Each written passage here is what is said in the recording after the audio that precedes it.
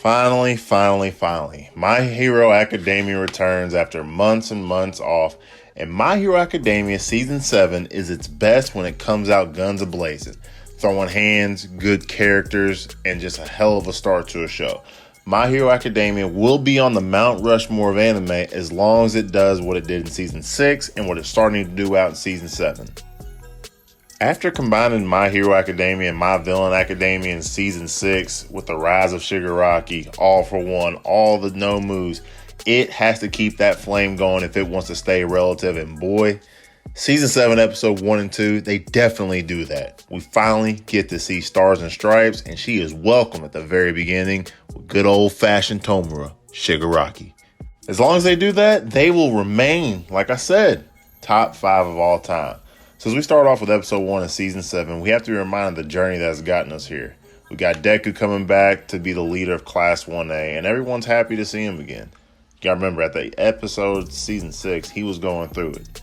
Especially with them incorporating, like I said, My Villain Academia. We got to see Deku lose person after person, hero after hero, leader after leader.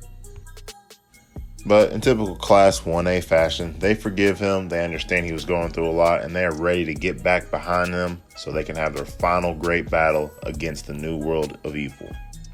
There's been a lot of clickbait online and about a lot of lore of who is going to come in to step in for All Might. Of course we got Deku, of course we got Icy Hot.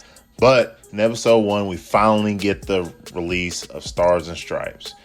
We get a straight banger, and she is met with Shigaraki. Shigaraki versus Stars and Stripes to start off the episode. It is great.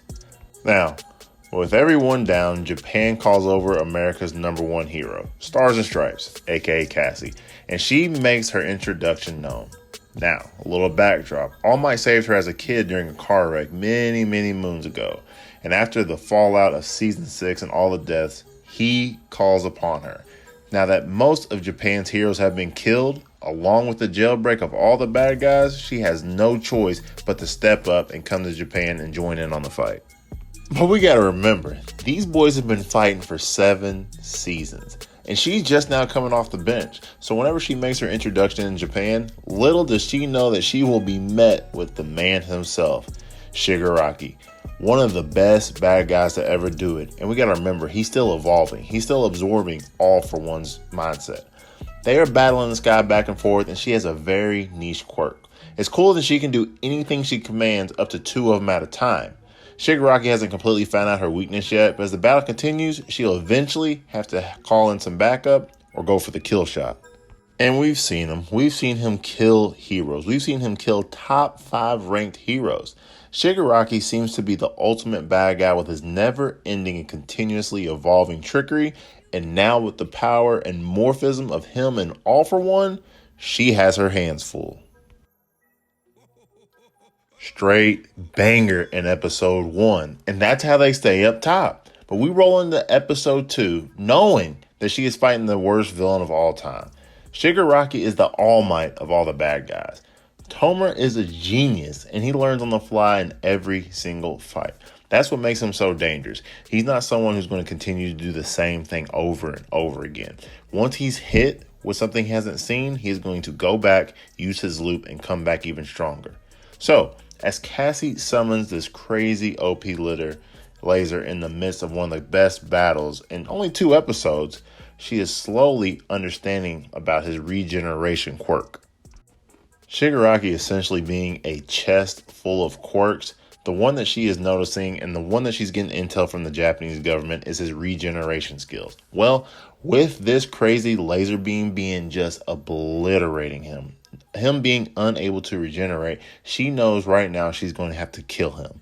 She is finally aware that she's going to have to hit him with a blow that he cannot come back from, because these punches, these fights, these lefts, these rights, none of that is going to make him stop. Shigaraki is somebody you are going to have to kill. That, coupled with the mindset of All for One, them two having 2 separate bodies and having a body together, that is the only way to victory fighting Shigaraki. So that's exactly what she does. She devises a plan and she lets go of one of her quirks. One of them is having that laser hit him directly into his chest so he can't regenerate. The other one, she has 10 nuclear weapons at her disposal. That's right. America sent over 10 nukes. She grabs them mid-air and hits Shigaraki right in his mouth.